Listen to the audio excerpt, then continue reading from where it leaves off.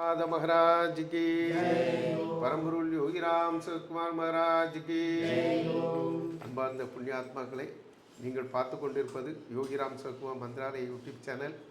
இந்த சேனலில் நாமரிஷி தவசி பொன்காமராஜ் சுவாமிஜி மகாராஜ் அவருடைய அதி தீவிரமான நாம சங்கீர்த்தனம் நாம வேள்வியில் இன்றைக்கி நம்ம கலந்துருக்க இடம் கோயில்பட்டி நகரில் நம்ம இன்றைக்கி கலந்துருக்கோம். இந்த சந்திப்பு பெரிய சந்திப்பு. இவங்க எப்படி ஆட்கொள்கிறார் முத்துலிங்கம் நான் இருக்கார், நம்ம பகவான் டிஓடி ரம்ய பஜன்ஸில் இருக்கக்கூடியவர். இவர் ஒரு வேலை விஷயமாக மஸ்கட்டுக்கு போகிறாரு. அந்த மஸ்கட்டில் வச்சு இவங்க ரெண்டு பேரும் மீட் பண்ணுறாங்க. ஜெயராமன் ஐயா அவங்க பேர். அவங்க ரெண்டு பேரும் மீட் பண்ணுறாங்க. அவங்களுக்குள்ள அவர் இறை தேடல் நிறைய சாதுக்கள் எல்லாம் அவங்க தரிசனம் பண்ணியிருக்காங்க. யோகிராம் சிவகுமாரை பற்றி அவங்களுக்கு தெரிஞ்சிருக்கு. ஆனால் இவர் சந்திப்புனால யோகிராம் சிவகுமார் முழுமையான ஒரு தரிசனத்தை இன்றைக்கி அவங்க வீட்டில் அனுபவிச்சுட்டு இருக்காங்க. அவங்க எப்படின்னாக்கி சலாலாங்கக்கூடிய இடம் மஸ்கட்டில் வச்சு தான் இவங்களுடைய சந்திப்பு. இவங்க தேடல் எப்போ பார்த்தாலும் இந்த தம்பி முத்துலிங்கம் யோகிராம் சிவகுமாரை பற்றி நிறைய முறை ஐயாட்டா சொல்லியிருக்காங்க. அவங்களும் அதை நம்ம யூடியூப் சேனலை தினசரி ஃபாலோ பண்ணிக்கிட்டு இருக்காங்க. இன்றைக்கி நாங்கள் அருப்புக்கோட்டையை நோக்கி இன்றைக்கி ஒரு பஜனை நம்ம அருப்புக்கோட்டை சந்திரசேகர ஐயா வீட்டுக்கு நைட்டு இன்றைக்கி பஜனைக்கு வேண்டி நம்ம காலையிலே இன்றைக்கி கிளம்பி வார வழியில் இன்றைக்கி ஜெயராம் ஐயா வீட்டில் வச்சு இன்றைக்கி நம்ம சந்திச்சுட்டு இருக்கோம்.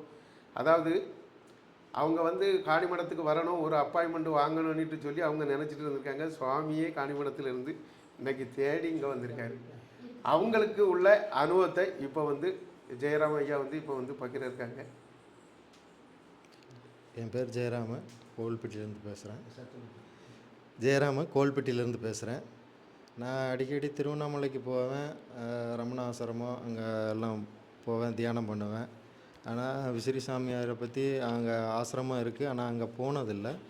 ஆனால் நான் அடிக்கடி வெளிநாட்டுக்கு சடன் ஒர்க்குக்கு போவேன். அந்த மாதிரி போகிற சமயத்தில் தான் நம்ம சாமியோட அதிதீவிர பக்தர் நம்ம முத்துலிங்கம் எனக்கு அறிமுகம் கிடச்சார். அவருடைய அறிமுகத்தின் மூலியமாக தான் சாமியை பற்றி மேலே அவரை பற்றி எல்லாம் தெரிஞ்சுக்கிடக்கூடிய ஒரு பாக்கியம் எனக்கு கிடச்சிது.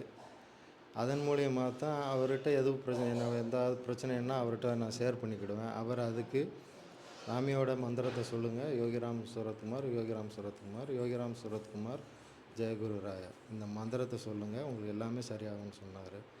இதை டெய்லி நான் வேலைக்கு போகும்போதும் சரி, நைட்டு வேலையை விட்டு படுக்க போகும்போதும் சரி, இதே மந்திரத்தை உச்சரிச்சுக்கிட்டு இருப்பேன். அது மாதிரி என்னுடைய ப்ராப்ளத்தை அந்த மைண்டில் நினச்சிக்கிட்டு சாமியோட மந்திரத்தை சொல்லுவேன். அதை மந்திரத்தை சொல்லும்போது அதில் என்னுடைய இடது கையில் ஒரு கட்டி ஒன்று இருந்துச்சு. இப்போ பெரிய கட்டியாக இருந்தது. பெயினாகவும் இருக்கும், வேலை செய்ய முடியாது. சாமியோட அந்த மந்திரத்தை சொல்லிக்கிட்டேன்னு நான் கையை அப்படியே தடவி விட்டுக்கிட்டே இருப்பேன். இப்போ பார்த்தீங்கன்னா கையில் உள்ள இது அப்படியே கரைஞ்சிருச்சு. அப்படியே கரைஞ்சி இந்த இருக்கிற இடம் தெரியாமல் போயிடுச்சு. அது உண்மையிலே பெரிய ஒரு மிராக்கிள். அது சாமியோட அனுகிரகம் எனக்கு கிடைக்க போய் தான் இந்த மாதிரி இது நடந்திருக்குன்னு நான் மனப்பூர்வமாக நம்புகிறேன். அது மாதிரி முத்துலிங்கத்துக்கிட்ட இருந்துட்டு நான் சாமியை பார்க்கணும், காணிமடத்துக்கு எப்போ வரலாம் அப்படின்னு நான் அடிக்கடி கேட்பேன். நான் சாமிகிட்ட கேட்டு நான் உங்கள்கிட்ட சொல்கிறேன் அப்படின்னு சொன்னார். ஆனால் இன்றைக்கி திடீர்னு காலையிலே ஃபோன் பண்ணி சாமியே வராங்க அப்படிங்கும்போது நான் என்ன சொல்கிறதுனே தெரியல. சாமியை நான் தேடி போகணுன்னு நான் நினச்சேன், சாமியை என்னை தேடி வீட்டுக்கே வந்துட்டாங்க. இது இந்த பாக்கியம் எனக்கு கிடைக்கவே கிடைக்காது. அப்படி ஒரு புண்ணியம் இன்றைக்கி எனக்கு கிடச்சிருக்கு. அது சாமியுடைய காணிமடம் குரு என்னை தேடி ஆமாம், சனிக்கிழமை அது வேறு பெருமாளுடைய சனிக்கிழமை இந்த பாக்கியம் எனக்கு கிடைச்சது. ரொம்ப ரொம்ப சந்தோஷம். என் குடும்பத்தில் ஒவ்வொருத்தருக்கும் சந்தோஷம். என்னுடைய எல்லாருமே நல்ல சந்தோஷத்தில் இருக்கும், மனப்பூர்வமான சந்தோஷம். இன்னும் மறுபடியும் சாமியோட நாமத்தை சொல்லி மேலே மேலே எல்லா பிரச்சனையும் தீரணும் அப்படின்னு நினச்சிக்கிட்டோம்.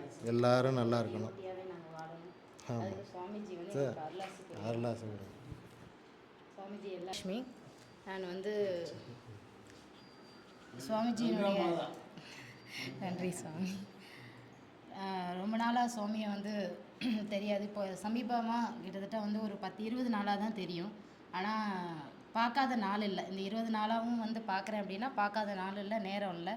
இவர் டெய்லி வந்து காட்டுவார். எனக்கு ஃபஸ்ட்டு சொல்லும்போது சுவாமிஜி அப்படின்னு சொன்ன உடனே நாம் யூஸ்வலாக இவர் சித்தர் சித்தர்னு சொல்லிட்டு நிறைய வந்து கணக்கம்பட்டி சித்தர்லேருந்து ஆரம்பித்து ரமணர்லேருந்து எல்லாருமே அறிமுகம். இவர் என்னையும் கூட்டிகிட்டு போவார், நாங்களும் கூட போவோம். வந்து அருளாசி வந்து வழங்குவாங்க, எல்லாமே பேசிட்டு பழகிட்டு வருவோம். அதே மாதிரி எப்படின்னு சொல்லிட்டு நானுமே அப்படிங்களா இவர் எங்கே இருக்கிறாங்க என்ன ஏதுன்னு பேசிட்டு நாங்கள் அதோட விட்டாச்சு. அப்புறம் ஒரு நாள் வந்து நான் கையில் இருக்கக்கூடிய கட்டி என்னாச்சு அப்படின்னு சொல்லிட்டு ஹாஸ்பிட்டலுக்கு போகணுமே, எனக்கு அதை பற்றின கவலை மட்டும்தான் அதிகமாக இருந்தது. இந்த வாட்டி வந்தோடனே எப்படியா சர்ஜரி பண்ணிடணும்னு நினச்சேன். வந்த உடனே அவர் என்கிட்ட சொல்லவும் இல்லை, இந்த மாதிரி மிராக்கள் நடந்தது சொல்லவும் இல்லை. வந்த உடனே நான் இந்த மாதிரி கட்டி என்னாச்சுன்னு சொல்லி கேட்கும்போது தான் நான் சுவாமிஜி சுவாமிஜின்னு சொல்லிட்டே இருந்தேனே, நீ அது ஏன்னு கேட்டியா அப்படின்னு சொல்லி கேட்டாங்க. யூஸ்வலாக நம்ம வந்து எல்லா சித்தர்களும் பார்க்குறது தானே அப்படின்னு. இல்லை இல்லை நீ பாரு அப்படின்னு சொல்லி கட்டி காட்டும்போது தான் எனக்கு ரொம்ப பிரமிப்பாகவும் இருந்தது. எனக்கு சொல்கிறதுக்கு அளவே இல்லை. சுவாமியை பார்க்கணுன்ற ஒரு ஆசையும் இதுவும் ரொம்ப இருந்தது.